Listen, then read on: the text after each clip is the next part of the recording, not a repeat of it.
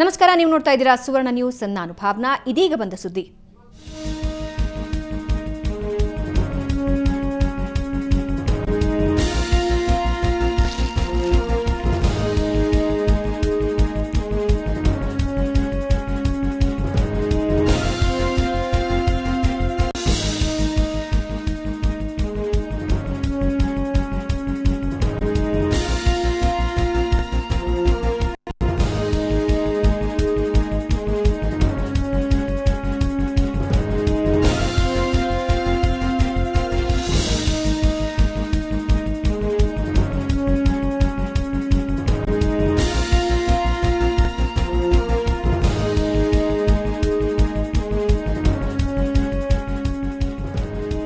ಪವಿತ್ರ ಹಜ್ ಯಾತ್ರೆಗೆ ತೆರಳಿದಂತಹ ಪ್ರವಾಸಿಗರಲ್ಲಿ ಕಾಲ್ತುಳಿತಕ್ಕೆ ಒಳಗಾಗಿ Saudi Arabia ದೇಶದಲ್ಲಿರುವ ಪವಿತ್ರ ಮೆಕ್ಕಾದಲ್ಲಿ 100 ಜನ ಮೃತಪಟ್ಟಿರುವ ಮಾಹಿತಿ ತಿಳಿದು ಬರ್ತಾ ಇದೆ. 390ಕ್ಕೂ ಹೆಚ್ಚು ಮಂದಿಗೆ ಗಂಭೀರ ಗಾಯಗಳಾಗಿವೆ.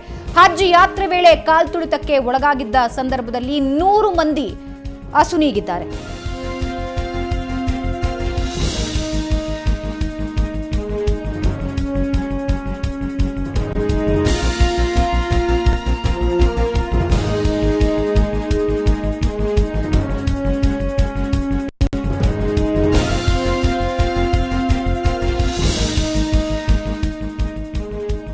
ಈ ಬಗ್ಗೆ ಇನ್ನಷ್ಟು ಮಾಹಿತಿಯನ್ನ ನೀಡ್ತಾರೆ ನಮ್ಮ ಪ್ರತಿನಿಧಿ ಅಭಿನಂದನ್.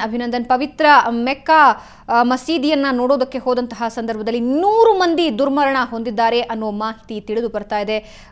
ಈ ಕುರಿತಾಗಿ ಹೆಚ್ಚಿನ ಮಾಹಿತಿ ಏನಿದೆ?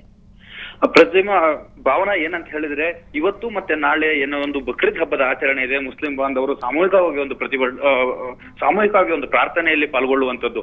ಮೆಕ್ಕಾದಲ್ಲಿರ್ತಕ್ಕಂತಹ ಒಂದು ಹಜ್ನಲ್ಲಿರ್ತಕ್ಕಂತಹ ಒಂದು ಮೆಕ್ಕಾ ಮಸೀದಿಯಲ್ಲಿ ತಮ್ಮ ಪ್ರಾರ್ಥನೆಯನ್ನ ಸಲ್ಲಿಸಿದ್ರೆ ತಮ್ಮ ಜೀವನದ ಒಂದು ರೀತಿಯ ಸಾರ್ಥಕತೆ ಅಂತಕ್ಕಂಥ ಭಾವನೆಯನ್ನ ಒಂದು ಮುಸ್ಲಿಂ ಧರ್ಮದಲ್ಲಿ ಹೊಂದಿರತಕ್ಕಂಥದ್ದು.